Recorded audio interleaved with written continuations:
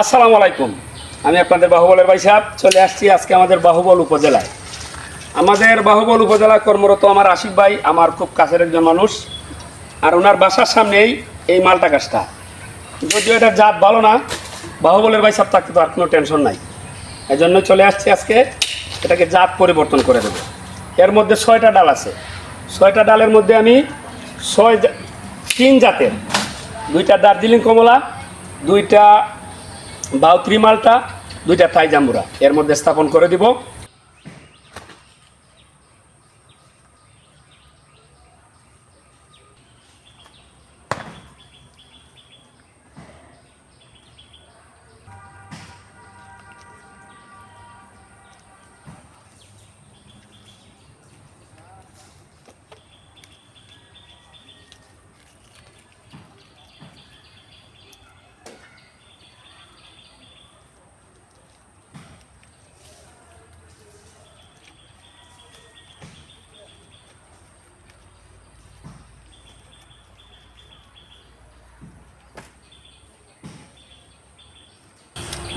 আমার আশিক ভাই উনি একজন গাছ প্রেমিক মানুষ, যে কারণে আজকে আমার আশা।